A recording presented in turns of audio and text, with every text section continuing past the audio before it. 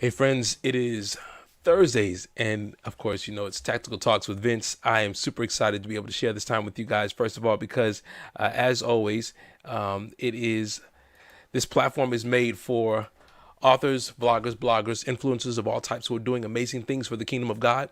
And the time that we're spending here right now is more importantly not just to share things that will help you to be informed, to help to push you in the trajectory that you need to walk in, so you can be able to be informed and empowered. But the idea is also to help you to be maybe inspired in some of the things that you're doing now, so you can get some boldness. You see somebody else who's in the area, you see somebody else who's doing it, and sometimes that infectious, contagious victory makes it so that you get the opportunity to win also. Now, tonight is kind of special, and tonight's theme is the fight for fatherhood, and it's a little different. I do have some guests that have come to be with me today, but before I bring them on, I think the power of a father, and I've talked about this before. I think the greatest gift that the Lord has given me the opportunity to be is a dad. I appreciate the countries that I've traveled to, the classes and the alumni that have passed through the halls of the schools that I've taught at. I've had the privilege of being able to work with plenty of people in corporate. I've done lots of things, had worn many hats and been lots of places. But I think the greatest job that I've ever had is being a father. I absolutely fantastically love being a dad. And I realized that for me, as easy as you saw in the intro of the show tonight, I included my family. But for a lot of people, that is not a privilege. It's not very easy. And with Father's Day coming up, for a lot of people, what most people don't know is Father's Day is probably the loneliest, if not one of the saddest, least celebrated holidays, or as least properly celebrated holidays that I'd like to think that we need to be able to get more information on. And with this being Men's Health Month, I think it's absolutely important that if we do nothing else, we take the time to be able to kind of talk about what the challenges look like for fathers, what that looks like for from a different aspect. A lot of times we don't really hear these stories. We don't hear the uphill battle, and I'm not just talking about what it looks like to change from the mindset of the man child into being a father. I'm talking about the actual intentional struggle that some of these non-custodial parents, these dads, go through trying to get the opportunity to be able to struggle to be able to spend time and to be a participant in their child's life. And so I've got some amazing people, some good friends who have taken the challenge of having to talk tonight, and it is super casual. We're just gonna kind of talk about some of the challenges, what that looks like, and some of the stories. I have a personal story that I'd love to share, and I know they have plenty others. So I'm going to bring them in one at a time. First, we're going to have a return guest. You met him before. When we focused on his book at the launching of his book, and his book is called Trapped by the Law. And we're going to show that really quickly. It is none other than author, subject matter expert for paternity fraud, as it is, Mr. Carnell Smith. And yeah, here's a copy of what his book looks like, and it's this young man right here, looking all dapper, making all of us look casual. Hey, Carnell, how you doing, buddy? Hey, how are you, sir? Hey, thank you again for the opportunity to be on Tactical Talks.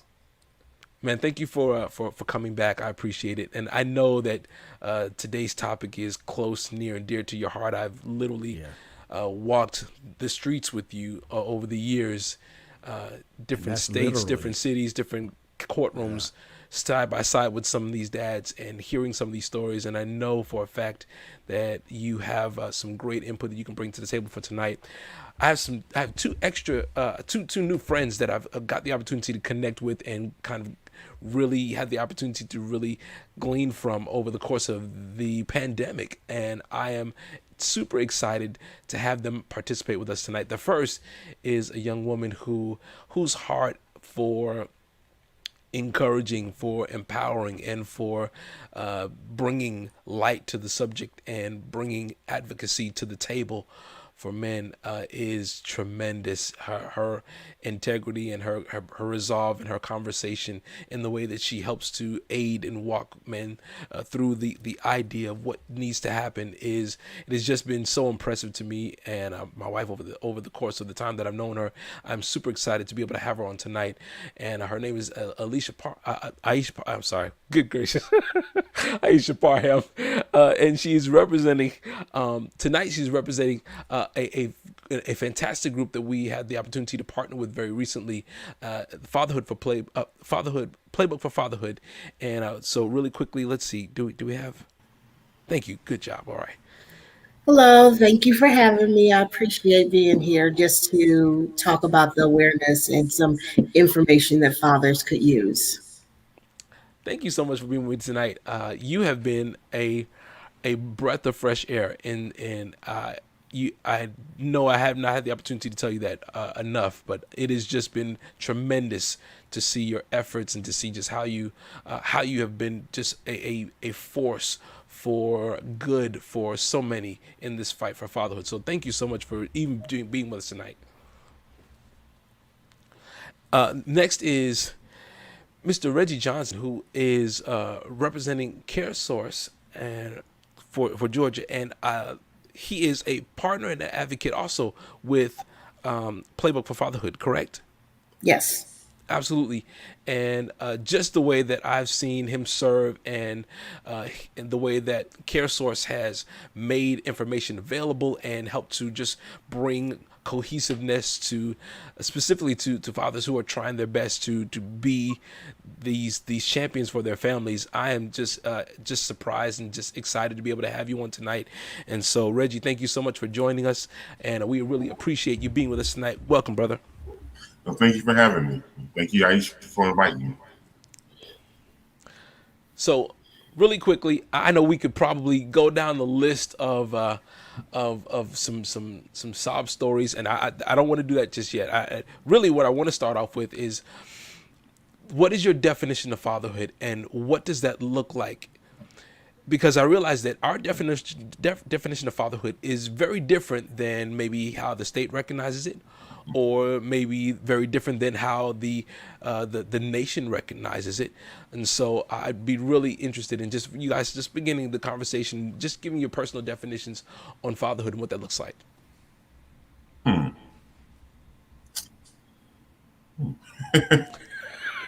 Okay, let's just start It's off a like nice, double dutch. nice, Anybody easy, can jump in. nice, easy question. I mean, to me, fatherhood is, drawn from my own personal experiences, like uh, leadership.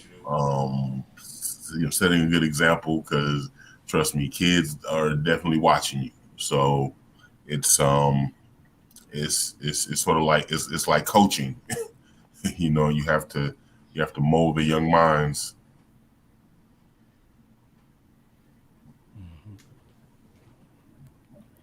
Well, I'll jump in. I I think fatherhood has a component of whether or not you're biologically related or you're adopted, but is typically would be the male parent who actively guides, coaches, and mentors the child in the way they should go. Now, they can't control the outcome, but they can control how they teach, what they teach, and they also have to be aware that as the child ages, their role and their communication with the child also has to change.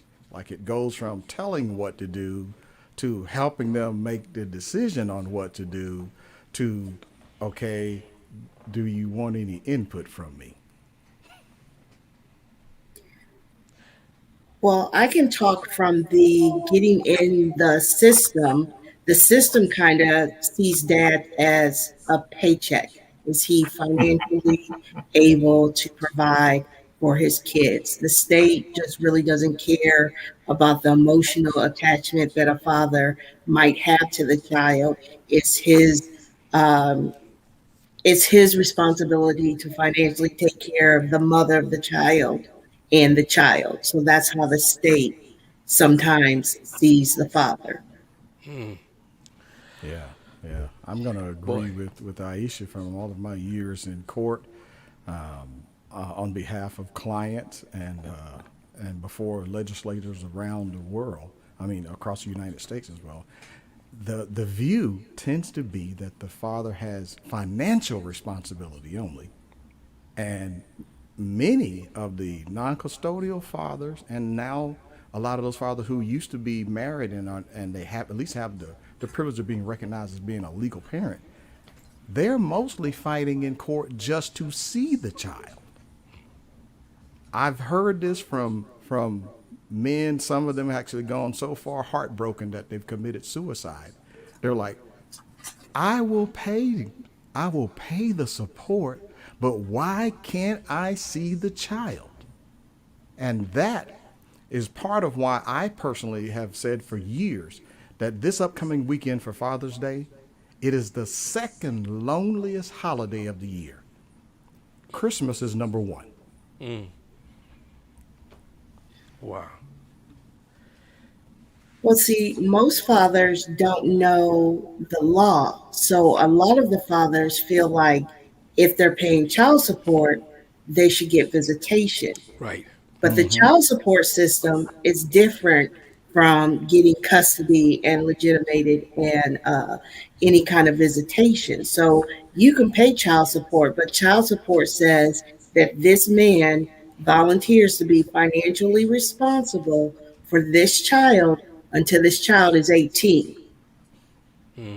Look, that's some of them. Some of them don't volunteer. Some of them get nailed by a default judgment because he didn't come to court. Yes. Because, let's be honest. You can sign up for paternity voluntarily by signing an acknowledgement at the hospital, the child support office, sometimes at court. But when it comes to just the financial responsibility, all the mother has to do is name somebody. And it's up to him to come to court for petitioning the parenting time. He starts with zero. If you are a non-married dad, you start with zero paternity because there's a conflict with the interests of the non-custodial parent and the adoption industry. Because when I've spoken to legislators, some of the fiercest opposition that we've had when we were lobbying for child support reform, because Georgia used to be an obligor only state, gross income of the primarily the male. It used to be extremely difficult to get legitimation. You had to actually go to court, which for a lot of people that they look like, man, I can't afford that. And they were befuddled as for, but I pay and I can't see the child. And then last but not least, legitimation. That used to be a fairly difficult process too. Once those people who understood, wait a minute, I can't see the child if I'm not recognized as a legitimate parent. And the only way I could be a legitimate parent was go to court and a court grant me that right. At least in Georgia now and a few other states, a person can voluntarily, with a simplified process, sign up, acknowledge paternity, and get legitimation. But I can't tell you how many states actively fought against that because it's easier to adopt a kid out if you don't have to terminate the rights of the dad. Aisha, so really quickly, because I know that with the young men that you help with Playbook for Fatherhood, a lot of times you have to be able to kind of coast through. So it's big term, and Carnell just used it. Let's dumb down English. Somebody just tuned in. Legitimation in kindergarten. What's it mean? So basically, in the state of Georgia, when a child is born out of wedlock, the state gives all custodial rights to the parents. The state of Georgia does not recognize the man as a father if he is not married to the mother. So, in order for the state to recognize the father has to go to court and get rights. So that's where the legitimation. Even signing the acknowledgement of paternity just says DNA, you the daddy, but it still doesn't give you any rights. I think that's so mind-boggling. So I could sign the, I could be at the hospital. I could sign the birth certificate. I could sign, but all that still does not give me any grounds to be an advocate and to contest for the rights to be able to see my child. Yes. That's You so have the mind right. boggling. You You have the know, right to pay with no say. Yes. it's funny. This reminds me of something. Now, first, I do want to say that I when I speak on fatherhood, I'm speaking on behalf of myself, not on behalf of Care Source. So those are completely different things. I don't want anybody to think that this is the case of official Care Source position, but I can remember years ago when I was a young dad, and um, I was at a program called Father to Father, and we actually spoke with the head of child support enforcement in Georgia. He moved to Georgia from New Jersey, and it was a candid conversation that he had with the group of dads in there. And he said when he came to Georgia, he read the law. He said he had never seen anything like that, and it was mind-boggling. And he said that whatever you do, if there's a way that you can, he said, the best way to beat the system is to not get into it. So whatever you can do to work it out with the mom, if y'all can go to couples counseling or whatever, if there's any way that you can do, y'all can make an arrangement without going through the system. By all means, do that, because once you get in the system, and he said, I can speak to you all as a man, as a brother, but once you get into that system, you're a number, and I have to do my job, and my job is not, pretty. Yeah, yeah. Can I echo something that Reggie said? I've been the dad too that struggled.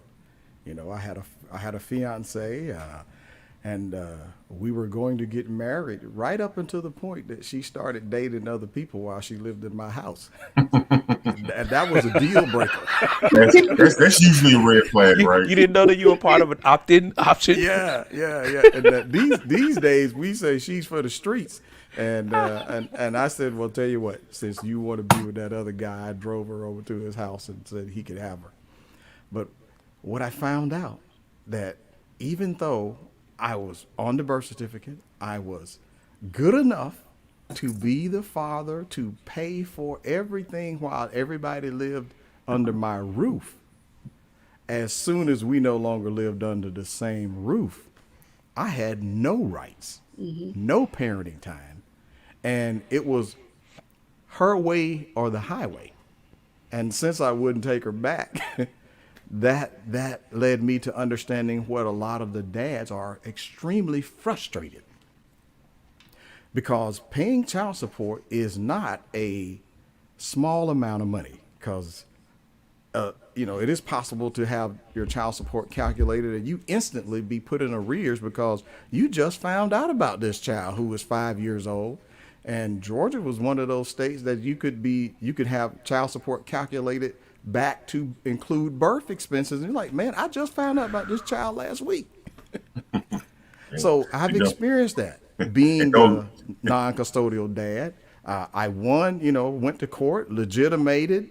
I was demanding for equal shared parenting, and the mother moved out of state. And I found out all that got me was Georgia and the other state were helping to collect child support from me. But the parenting time, as difficult as it was to see the child while we were in the same state, it becomes almost impossible with a non-cooperative parent to see the child across state lines. Now, I can tell you why some of these dads are frustrated.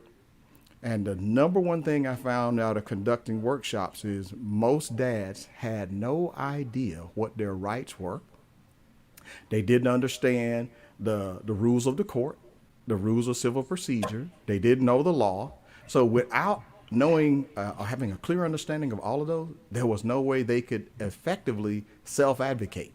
So I'm so glad to see organizations like Reggie and Aisha, what you represent.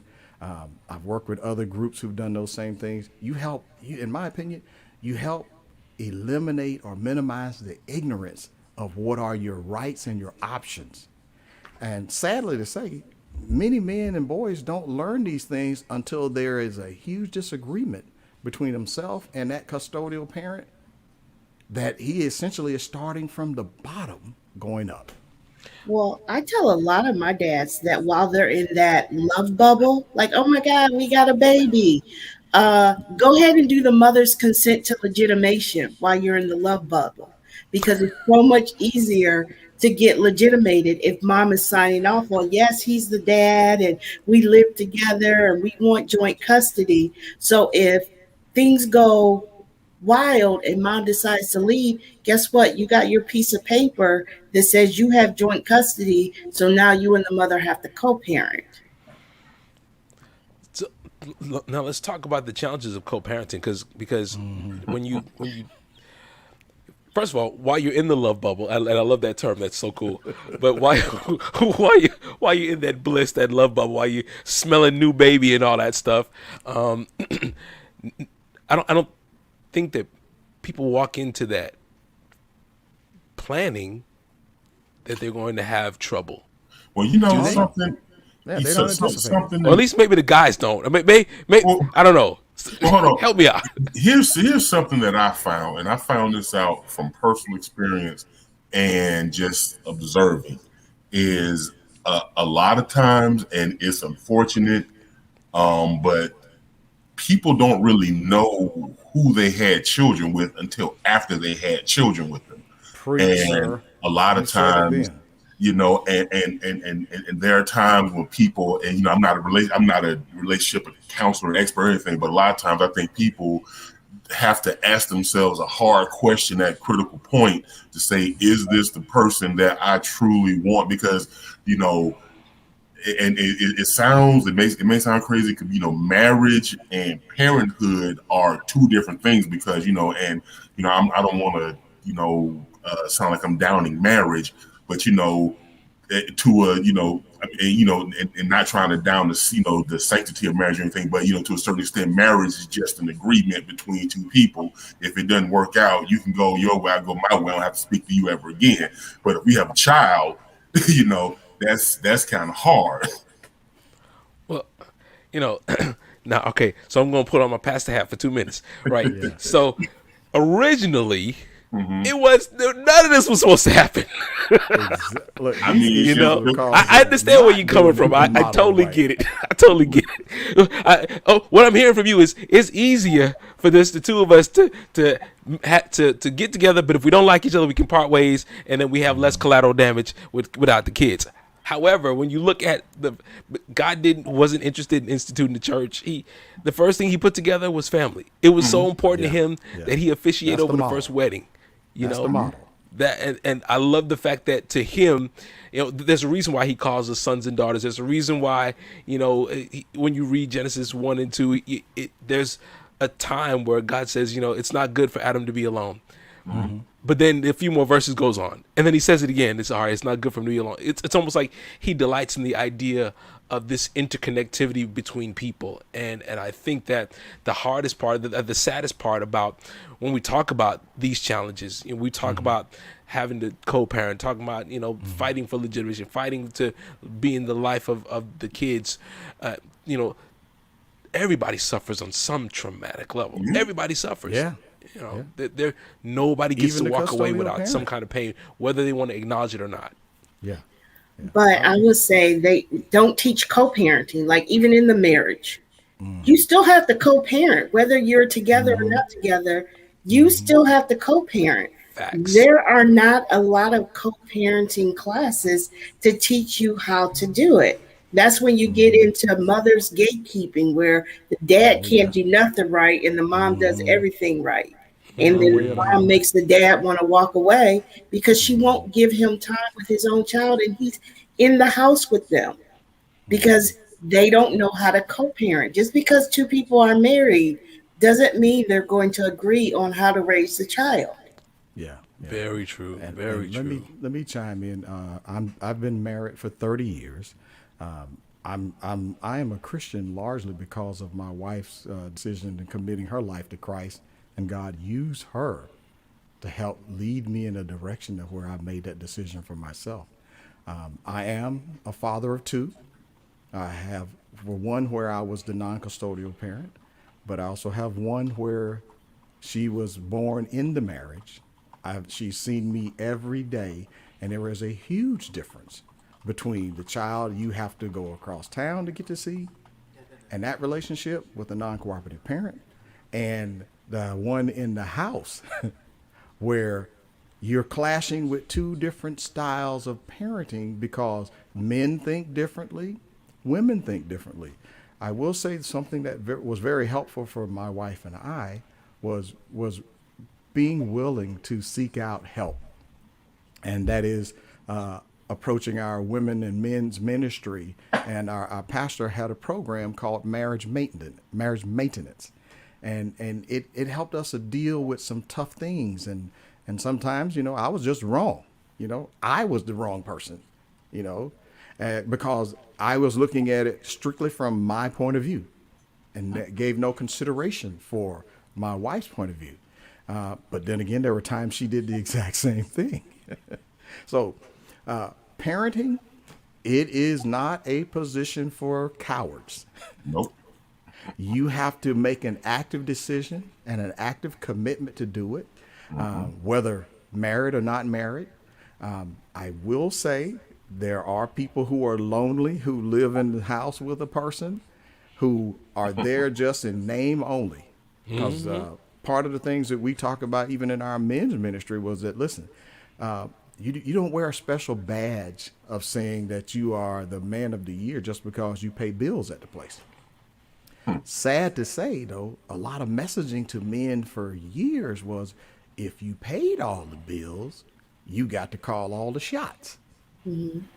I think that at least many of the faith-based units who are spending the time to help people with relationship skills and understanding there's differences in communication styles, and there's differences between person who was brought up in an intact family, mother and father married together and actively working together, versus one parent's cross town, the other parent's out of state, and you only see them on a holiday. So everybody sort of comes in at different places. But ultimately, where we're talking about fatherhood today, I find that married men are no experts either, and single men are no experts either. Nobody's an expert. And it is incumbent on us as men, if we're struggling to be an active parent in the roles of being an active dad in the lives of our children, it is incumbent on us to seek out help and resources so that we can knock away the ignorance and get an active plan on how to become an active dad. Reggie, what are, and I wanted to hit you with this question because I know that some of the area that you reach and that you cover happens to impact not just the dads but also the children too. So let me ask you this: as as we're having this conversation specifically about these challenges in the fight that some of our non-custodial parents, these dads, are having in trying to properly fill this message from Jamal Tuskegee. this position that they've been given, this great responsibility that's been laid before them. My question to you is, I realize that sometimes, men don't take care of themselves well. No. We'll put duct tape on it and keep going. And after listening to Carnell and Aisha, I realized it's because fatherhood does not come with the babies don't come with care instructions. No, they don't. There's no tag. You can't, no matter how many times you flip them upside down. I know I inspected my son all over before we brought him home. There were no tags. There was no cheat sheet. There were no wash instructions. There was nothing. I checked all the cracks, all the feet, all the folds. There was nothing. What are some of the challenges that you've found that these dads and these guys need to know about in preparing to properly take care of themselves so that they can be able to be there for their kids? Well, first off is they recognize that there's a need. There are certain things that you know, the whole macho mentality, and realize that you can't do everything. And it's funny. I'm having to teach my son that now. My son, he's 24, and he's trying to be everything to everybody. And he asked me, called me a couple weeks ago and asked me if it was okay. He said, Dad, you think it'd be okay if I went out on a date? And I was like, why wouldn't it be? He was like, well, because I have this and I have that. And it's like, yeah, and you're taking care of that. Make sure you take some time for yourself. So we need to get them to recognize that there is a need, that self-care is not something that's just for women. And that there are many methods of self-care, and to basically let them know what that is needed, what it is, and where to go get it, and to remove the stigma from them when they get it. Personally, myself, I engage in self-care. I have a friend who's a esthetician. She does facials. I go get facials. I'll get a pedicure. I'll go get a massage. I'll sit down and listen, just listen to some quiet music. Everything doesn't have to be that boom bap all the time. So let dads know that all that stuff is fine, and that there are places that they can go to get that without having to, without having to feel some kind of way about that. without somebody looking at them crazy. Exactly. Man, the only way I do pedicures now is because my wife takes me. Well, it's funny. And I'm just a little interesting anecdote, because I was this was a while back. I wore like some flip flops to work. This is at a previous job, and lady just comments. She said that I had nice feet. Now this is before I didn't really get pedicures back then, but she just said you had nice feet. It's like I didn't really do anything. It's like it's just part of taking care of yourself. Or like I had a lady once mention that my nails were clean. It's like, well, I just wash my hands. It's like it's simple stuff that you do that if you just certain simple things that you do, like that is self-care. Making sure. So I know a lot of guys, they'll make sure the car is tight. The wheels are shiny. You got that line on. All men who still have your hair after 35. You got that line tight and everything. But it's like hey man, they sprayed on nowadays. They get them units. They doing wiggetry on dudes too. They doing wiggetry on dudes. Yeah, and also to unplug. Tell them hey, dad is tired. Don't come to me. I don't. Woosah, turn your phone off. Aisha, when you look at and I realize that you listen. We sit here. I know we're just kind of joking, and you're absolutely right. Self-care is necessary. My wife is she's been trying to get me to do pedicures for years. I did it one time, and then I found out that my feet are ticklish, and I was like, I ain't never do this again. I had to go be up in here all he up here, trying to hold it together. I'm still learning how to do it. The cool part is I can do it behind the mask now, but Aisha, when you hear this, I realize that when you hear some of the stories of these guys who are walking through, who are trying, who are fighting, and I'm quite sure all of us has at least one court story, one story of a dad who feels like they're unheard, and you say something like self-care to them, you say something to them like, get health insurance, you say something to them like, make sure the kids get covered, you say stuff like that to them, and but they are so stressed, they are so distracted by this driving, pressing need to become this ATM, that they can't, they don't see past trying to make sure that they can be able to stay out of prison long enough so they can see their kids, let alone have enough money to fight to see their kids. What is it like when you're talking to these guys? What mindset do you feel like do you see that you're having to talk them out of, and what are some of the things that you know that or have you observed over time that need to be addressed as they grow into this? Well, I know for like a lot of the guys who have been in the program, they've been in the program for a couple of years. Like they've Mm, graduated and they've come back as mentors. And I've had Reggie come out to pretty much all of my events. And the best thing is you keep telling them, and then they're like, man, Reggie is really cool. Man, I want to talk to him. Can I get his number?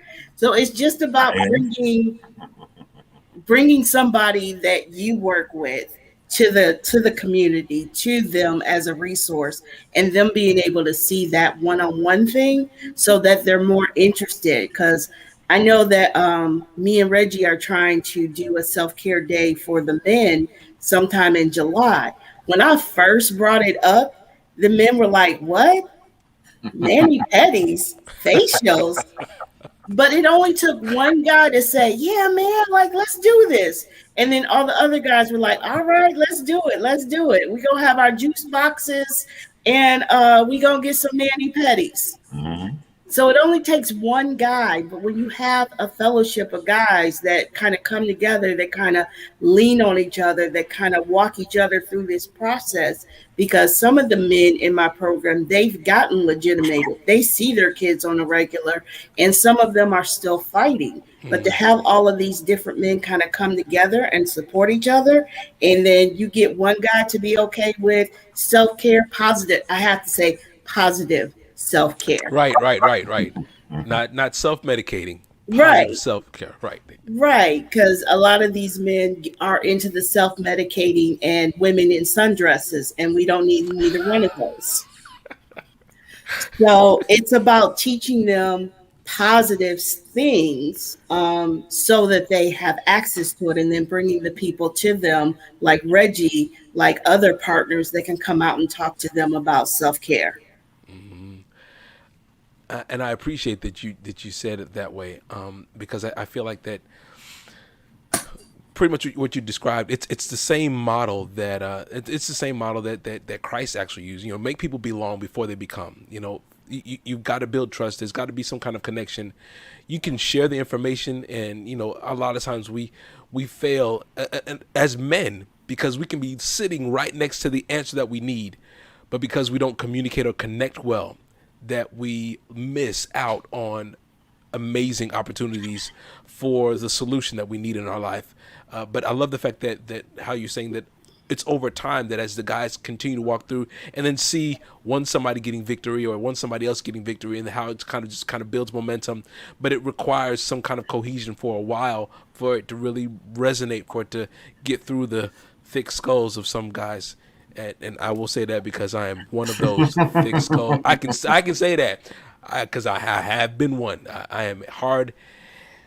Yes, God bless me with an amazing wife. Hallelujah. Because I'm still married, and amen. So there.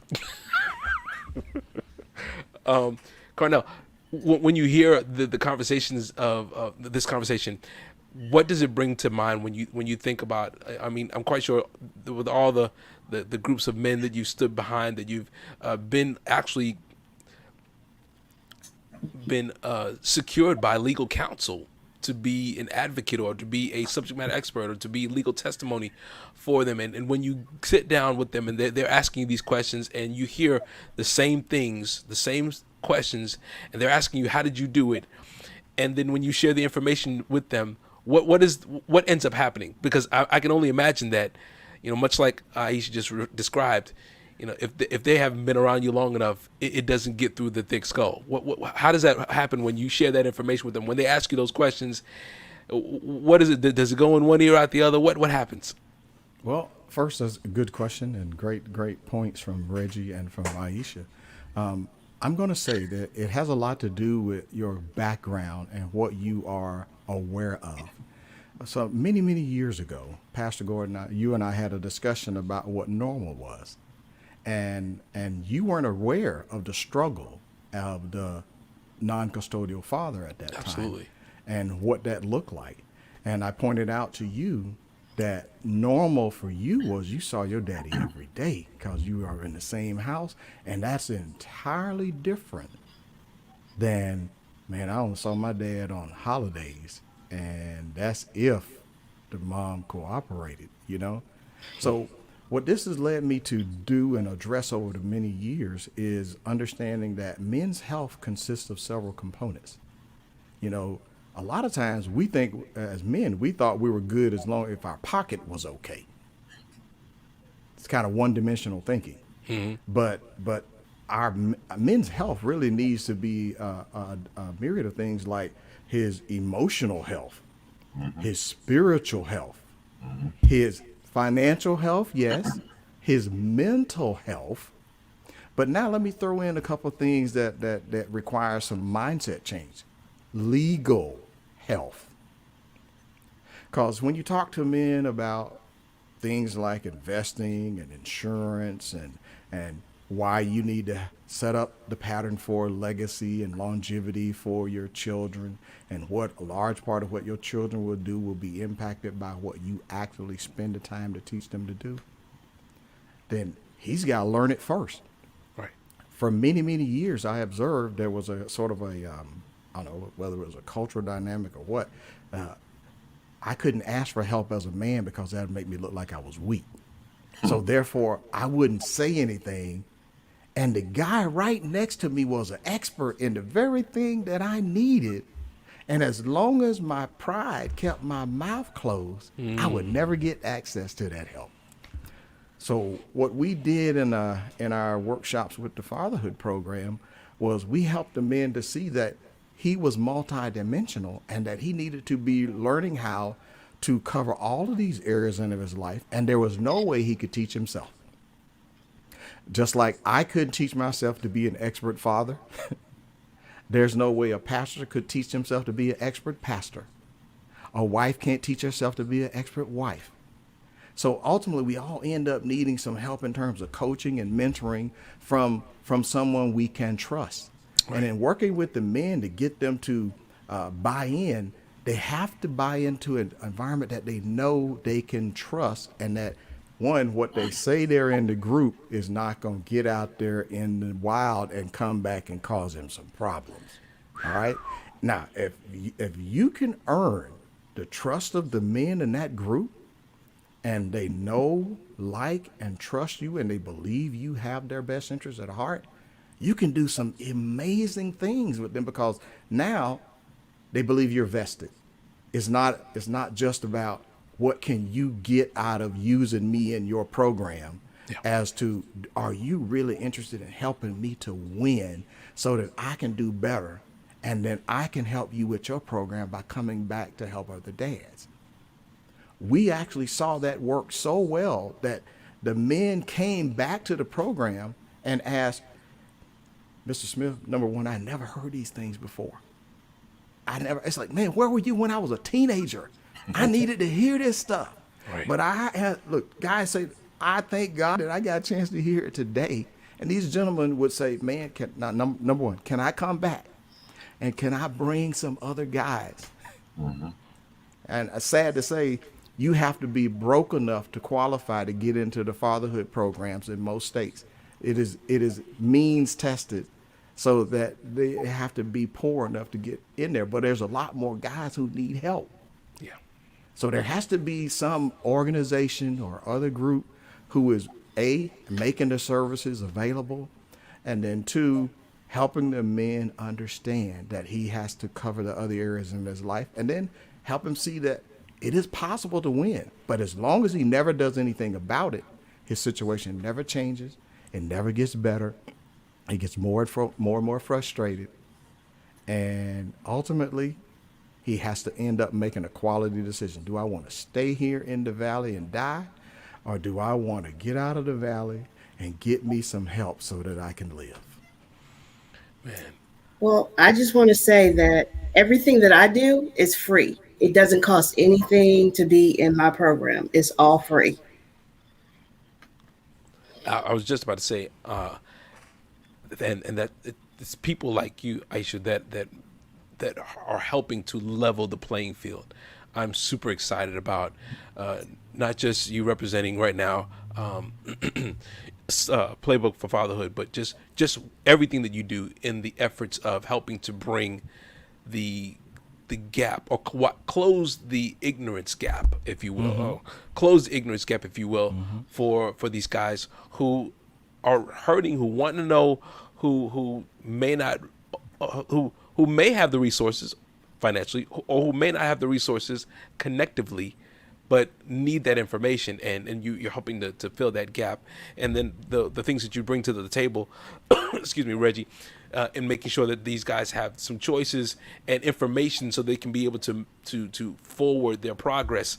Cardinal, I realize that the collection of the information that's in your book, and having read it recently again, it has personal story, it has pointed directive for those who want to actively apply the information to themselves, and then there's a different level of walkthrough that you give them access to when they connect with you on your website, that you have the ability to be able to access a different level of coaching and a different level of expertise. I realize that you've been counsel on helping a bunch of different states create legislation to help level the playing field for some dads, in particular the state of Georgia, and how it actually helped you.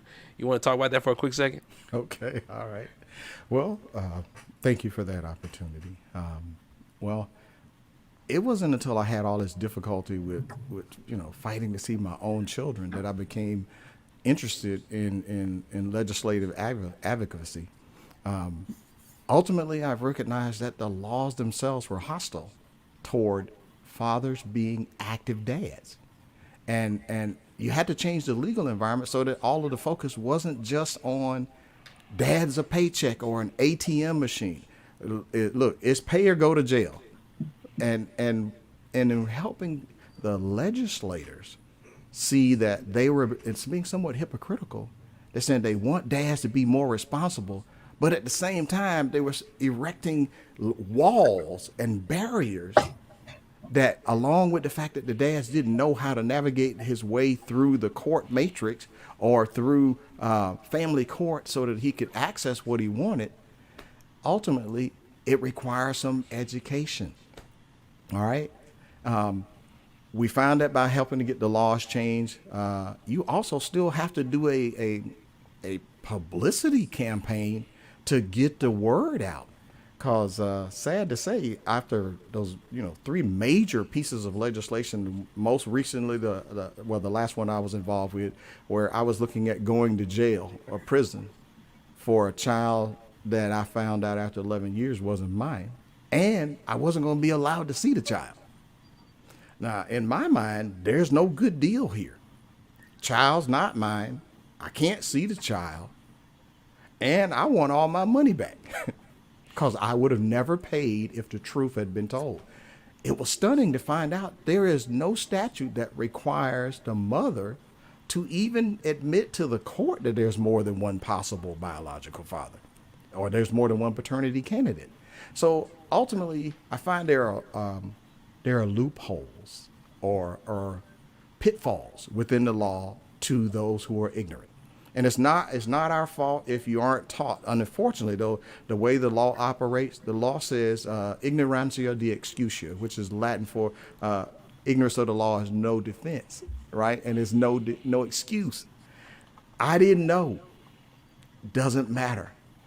It is incumbent upon us to learn and seek out those who know.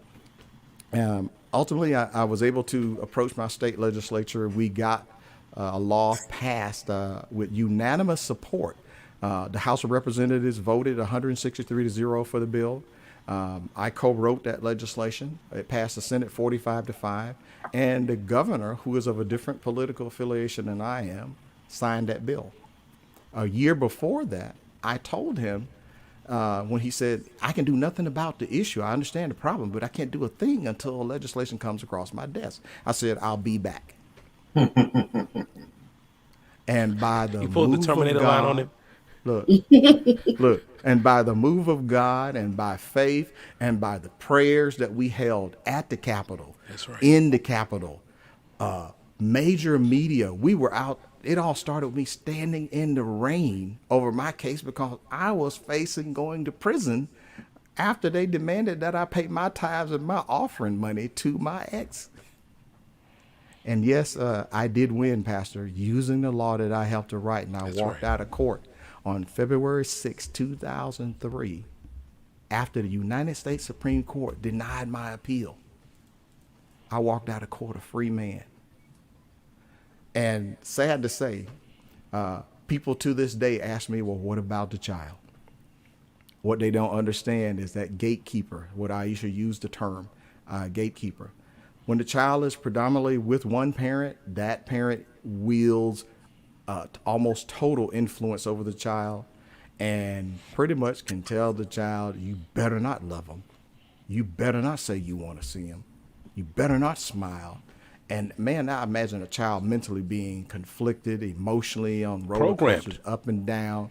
But until, there is a active recognition of a father having value above and beyond paying support, it's still that we are, for the most part, in the minority trying to help these huge numbers of middle income and low income fathers who are paying child support because they did not make the quality decision about choosing the right mate.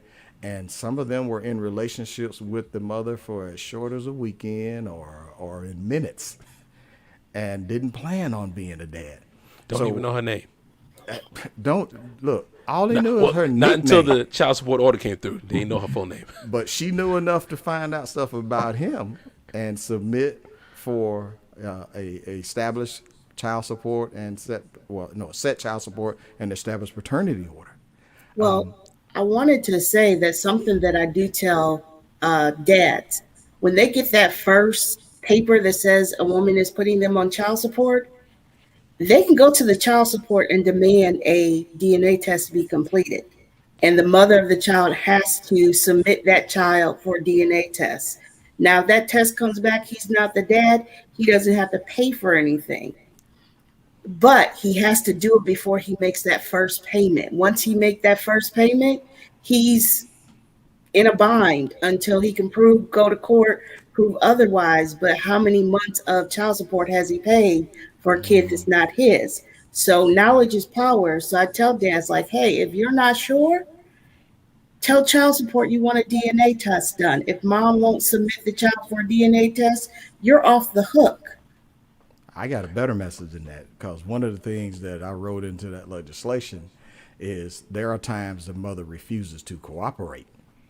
And what we wrote into the legislation is he can file a petition and she has 30 days to get it done or she loses and she has to pay his attorney's fees. Now, that's, we've gotten that legislation passed in a few other states here, but ultimately, I'm on record as saying this. We would be better served to do DNA testing at birth because it is the only reliable way that men and boys can be sure of the truth up front. Don't tell me about that's my boo from high school. She would never do me wrong. Look, I know 5 pastors right now who are paternity fraud victims from their ex-wives who was the first lady of the church. Not the first, the second Yes. and the third lady. The first lady of the church. And one of those bishops, he says the only reason he knew he needed to get a DNA test is a man from one of his other churches called him up and said, Bishop, I need you to get your name off my son's birth certificate. I told your wife to tell you that boy is mine. Well, see, that's the trickier part because if a man is messing with a married woman and a child is born, he doesn't have any rights because her husband is the Is the legal presumed legal father. father. Yes, that's right. Yeah, that's right. one of, and by the way, that's also one of the ways that the husbands become paternity fraud victims because if his wife is living her life like she's single and she has multiple boyfriends or one boyfriend, whatever it is, in those states that support the marital presumption of paternity, any children she has while she's married to him, even if they are legally separated, if he lives in Alaska and she lives in Florida, they are automatically his kids. I cover all of the 4 ways that men can become paternity fraud victims and boys in my book, Trapped by Law. Listen, the whole goal here is to help do something about the amount, or rather, it's the people perishing for the lack of knowledge. Yeah. Because even I didn't know the things that I know, but I learned a whole lot in the legal fight going up to the U.S. Supreme Court with the help that I hired, or took that all the way to the U.S. Supreme Court. And I showed them that there's 1.1 million men and boys that we know of, confirmed by DNA testing, were not the fathers. And some of those groups and the justices said, well, you know, we if he signed the paper, well, it should be a done deal. I was like, no, it is. His signature was predicated upon being told that he was the father, persuaded that he was a father, and in his head, biological father. But man, within the law, did you know that there are some loosey-goosey terms with the father definition? Yeah. Putative father, legal father, presumptive father, adoptive father, surrogate father. Man, if you don't know what category you fall in, you literally do not know how to navigate your way through the legal matrix. It's part of the reason why I started the conversation off with us defining father, because I realized that our definitions are very different than some of the terms used in the legal system, federal system. And I want to do this really quickly. So I have a giveaway for those of you who are still on with us right now. If you're listening to the live now, if you are watching this on replay, you can find Carnell's book on Amazon. I'm going to show this really quickly, but for everyone who's with us right now, if you're online, you're watching us right now, I want you to take a second and type in the comments hashtag TTVG. So if you'll just type this in the comments, you get the opportunity to win a copy of his book, Trapped by the Law. And so I want to make sure that you guys get included in that. So if you really quickly take a quick second, type that in the comments, type hashtag TTVG in the comments really quickly. You probably should put a date limit on that of how long you plan to do that, Pastor. Oh, no, we're going to do the giveaway right at the end of the show. You're going to see it. Oh, okay. All right. So, All right. yep. All right. Now, let me go back really quickly.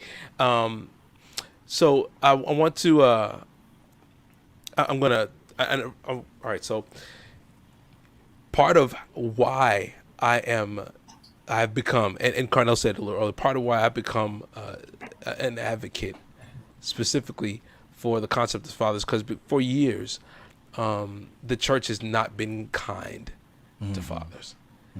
I've always heard, messages that drop the hammer on men, pushing them, provoking them to be, and, chastising them, and not knowing the full story, not understanding the full concept. In many cases, they have suffered the lashing and the beating unnecessarily. And when Carnell and I were talking, and that was again years ago when he first kind of helped bring light to that idea for me. It helped me to understand not just the perspective, but the more that I got the opportunity to stand beside him in the courts while we were standing with these guys, or being at a DNA collection and listen to stories, or going into the halls for advocacy for legislation, or going to pray in the Capitol, when I'd hear these stories, and it kind of brought light to how very different my example was from, like, again, perspective, like you said before, my experience was from others. Part of the reason why I love the idea and the experience of fatherhood that I have has a lot to do with the experience that my father had, and his father was not in his life, and so he made this commitment: I'm going to be for my kids what my father never was. And that started off with my older brother.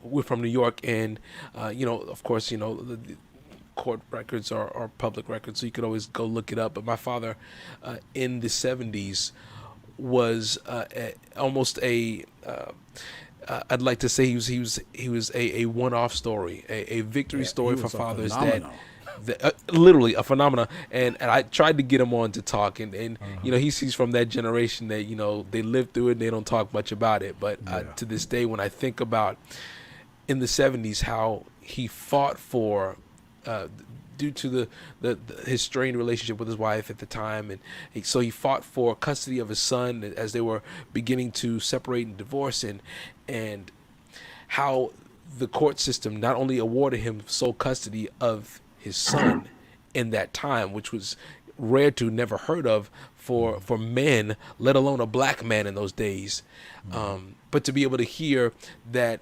his ex-wife's family went to court to testify on his behalf to help him get custody of his son because they understood why his deposit in his life was so important.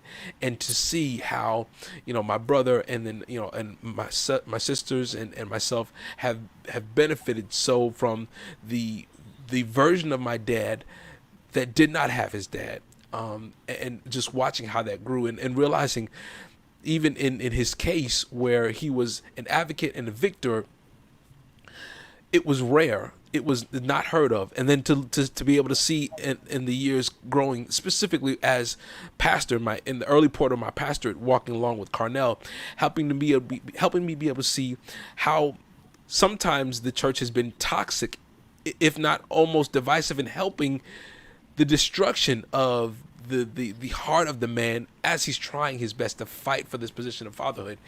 And so I really wanted to make sure that we not only had this time for us to talk about this, to bring light to help people be informed, but I know that I have some cohorts and some pastor friends who have not been exposed to this information, and who historically have used Father's Day as this time to help be a cheerleader to all the moms who show up, And who drop beat tides in the bucket. And down. This is not the time to promote the promote the cheerleader. This is the opportunity right now for some, specifically for some guys who have been ignorant. I hear you, Claude. And I hear you, Southwell. My brother Michael. I understand that this is a time where helping to heal the body, helping to heal the family, requires us to address each part of the family, not just the kids, not just the women's ministry that's flourishing. It's reaching the guys who are not in the ministry, who are not showing up, and finding ways to be intentional, to help encourage these men, to help empower them, to help support them, and to do things that does not require you to get a pat on the back. Nobody needs to know that your church did that for the guys. Nobody needs to know that you guys did that. We just need to be able to find ways to be intentional about helping and to be advocates in a way so that the men can be able to, one, feel comfortable. Like Aisha was talking earlier about, creating this atmosphere, like Carnell was saying, where you don't have to worry about something coming back through the wife network, or coming back through, from network. left field, and blindsiding them, creating this place where men can begin to be, to let's be honest, to be empowered to heal, so they can become these amazing dads that they all have the potential of being. Every single one of them does. That they all have the potential of being. Yeah. Really quick, I know we've talked long, and I asked you guys for an hour, and I thank you so much for giving me this time. There's so much that we didn't talk about. Any last thoughts that you guys want to bring up?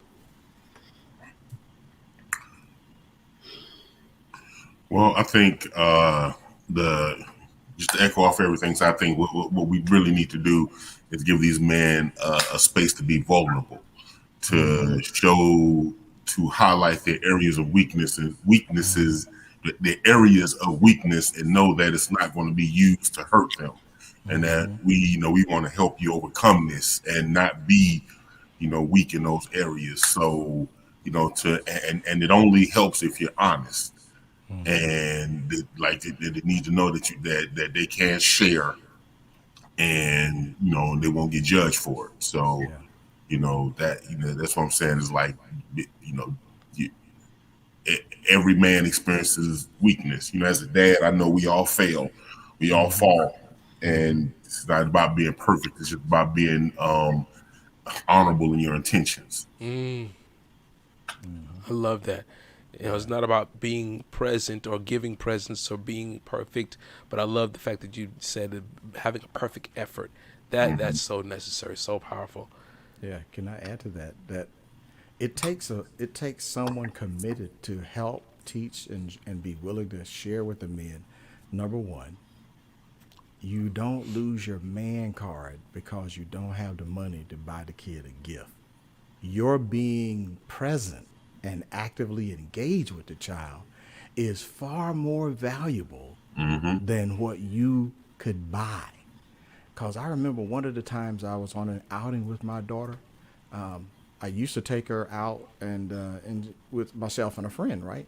And she would say to me, she said, "Dad, I really like to go when it's just you and me." And I said, "Well, okay, that's fine. Tell me more." She said, "Because we get to talk on the way to the outing. We get to talk while we're there, and we get to talk on the way back. And I get all of your time." Wow. And sad to say, it takes a mindset shift to get from believing that as long as I just handle the financial side of it, everything else is okay. No, there's a whole lot more involved.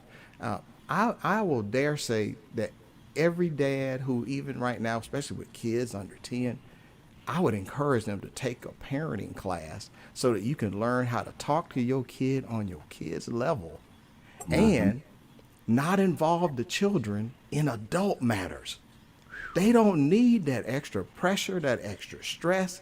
The fact that you and the child's mother might be having challenges and difficulties, you got to keep them out of that mess. And at least not your hand shouldn't be involved in using them as a messenger between back and forth with that, because ultimately you're tainting them. Yeah. You know, the Bible talks about that prophet who would help turn the hearts of the fathers to the children and turn the hearts to the of fathers, the children to the fathers. Now, I believe Malachi. within this group and others that are in your audience, Pastor, there are people who have that kind of heart, who do it for the right reason, to want to help empower those dads so that they can gain the heart of their children. Because once he gains his child's heart, even when there's distance that separates them, I was separated from my son for over 6 years, even though I had that court order, and I couldn't get the court to enforce the order that the same judge signed. But if I was 31 days late on payments, they sent me a card that said license suspended, bank account seized, incarceration, jail, prison. So they told me what the message of what was really most important to them. But during the times I did get to see my child, and even though I was tapped broke after I paid the child support, I made the time about me and the child while we were together. My child was the star on the stage. But and mind you, that didn't mean I allowed them to be spoiled. I didn't allow them to live an undisciplined life. But I made sure they understood that it was far more important that they had my attention and me being actively involved in their life. And ultimately, by the time my son was some 12 or 6 years later, my son contacted me on his own. He found me by finding my website where I had mentioned missing him. And I had a section about, I was saying, you know, I was praying for all of those dads and fathers who are going to be dead bolted out of their child's life this upcoming weekend. They are locked out of the life of their child by a non-cooperative parent and an ineffective family court who was focused on payments. My son reached out to me when he was at a website training camp at a company, and he Googled me and found me and sent me an email saying, "Guess who? What if I had not spent the time to gain the heart of the child?" Yeah. Hey, I hope this will resonate with somebody. I hope this session that you put together, Pastor Gord, will inspire those dads that in spite of the struggle, it's only impossible if you give up. It's only impossible if you quit. My father, who was involved in my life, he himself was alienated and separated from me for like the first 6 years. So what happened to my son happened to my dad. But we had an active relationship. And I believe that once you make the quality decision that in spite of the obstacles, in spite of the difficulty, come what may, I'm going to do what I can and do everything in my power to get the help so that I can get active time, quality time with my child. If it's an hour, you got to make your child a VIP at that hour. I should. Well, You. Go ahead. I just want to say that little people need both parents. They need mom and they need dad.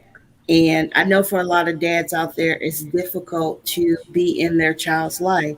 So that's why I'm here to answer any questions that you have about child support, about legitimation, about visitation, about custody. I'm here to advocate for you, and I'm going to fight as hard for your kids as you're going to fight. But I just need you to reach out and ask the question. There is no stupid question. If I don't know the answer, I'm going to find it out for you, because at the end of the day, I want fathers to be an active role in their kids' life. There's a lot that kids can benefit learning from their dads. You know, it's not just mom out there, it's dad too. Dad has a lot of information to teach them. I learned a lot from my dad and everything, and I'm thankful for all the things that I did learn from him. And I'm glad that he was able to be in my life. So I'm here to advocate and fight with all the dads that want to be in their kids' lives. Listen, guys, I thank you so much for spending the time with us today. So really quickly before we wrap this up, let's go ahead and do this giveaway. You guys want to do the giveaway with me? Okay. All right, we're gonna let it play. We're gonna go ahead and it's okay. Let's go for it. Let's. Is that what it says? Yep, I can only play if there's only one. So that means our Looks like we have a winner. All right, so looks like our winner for tonight then is right there. It is Claude Anderson. Claude, man, congratulations, sir. You have a copy coming to you of Trapped by the Law, and I'll see if I can get Carnell to sign it to you, sir. Carnell, okay. Claude is actually in the neighborhood close to our church. Really? Yes, he's from the neighborhood from our church. So look at it. Okay. He's excited. You won, buddy. You won, brother. Congratulations, man. Listen, I'm super excited that you're getting this, man. You absolutely need it for right now. You deserve it. You deserve it, brother. Oh man, you are welcome. We are so glad that you are able to be on with us tonight, man. My prayer is that, much like you said, Carnell, not only does tonight actually help to bring light for some people, my prayer is also that the church will begin to change its position on this fight for fatherhood, because we are fulfilling scripture when we do our part. I love that you referenced Malachi, where it talks about turning the hearts of the fathers to the sons and the sons to the fathers. It is so necessary, because there is so much legacy that passes on. When you look in the scripture and you read Matthew chapter 1, and it goes through the whole lineage of Jesus and his family, and you see all the crazy dysfunctional folks in his family. The only reason we know that is because someone took the time to make sure that a track record and information was passed. Aisha kind of referenced and alluded to it. There are so many things that I remember growing up hearing stories about, Johnson and Sons as businesses, and those were businesses or trades or talents that were passed on by generation from one to the other, just because the connection, and we're not talking about these weren't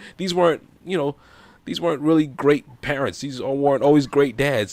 Some of them were, hard and totalitarian, and they were, but there is still yet a deposit of information that absolutely needs to be brought from both parents. It is absolutely necessary. And then how the church can maybe help to begin to create if nothing else, maybe helping to create, co-parenting experiences, or to help to be advocates, or to create small groups that does not have to specifically just be about church or have to be about scripture. It has been for the fullness of my pastorate. The vein of it, or the theme has always been creating ministry experiences that are not church services, making it so that people have the opportunity to connect, but it does not have to be, an organ tuning up, or somebody, having an asthma attack, on a microphone. that it can be a bike and car show, or that it can be a PlayStation tournament, a Madden tournament, that it can be a movie night, that it can be, the things that help living so that people can begin to have that beautiful atmosphere of learning how to just trust. And then here's where we get the opportunity to introduce God. Listen, thank you so much, guys. I really appreciate you. Yeah. Really quickly, I'm going to put on the screen again how people can connect with you. If and we'll do it face by face again. How you guys can reach out to Reggie and CareSource. How you can find Carnell and his website, and also you can find his book on Amazon, and then also how you can connect with Aisha and Playbook for Fatherhood, and just to be able to connect with them. And so glad that you're representing. No, we couldn't have Tyrone tonight, but I'm so glad you're able to be here tonight. I love you guys tremendously. Thank you for what you are doing for fathers, for what you're doing to help to level the playing field for the fight for fatherhood. You guys are tremendous, and my prayer is that you guys continue to have the things that are necessary to make sure that you reach the masses that need you the most. I'm really grateful for you guys tonight. Thank you so much. Thank you for having us. Thank you. Take care. Listen, guys, again, Tactical Talks again is it's this amazing experience for you guys to be able to experience not just information and this the sharing of this data, but if you heard something tonight that you did not hear before, that you did not know about, I encourage you, tag somebody in this, share it with them, inbox it to them. If you don't want to put them on Front Street, go ahead and slide it in the DMs. They need to hear this. And a lot of times it's the mom, the grandma, the new wife, the girlfriend, the sister, these are the advocates who hear this kind of information to help get it into the hands of the men who are ignorant because they don't have it. I'm encouraging you, don't sit on the sidelines. Encourage somebody with this information. I love you guys as always. Until next time, talk to you later. Bye.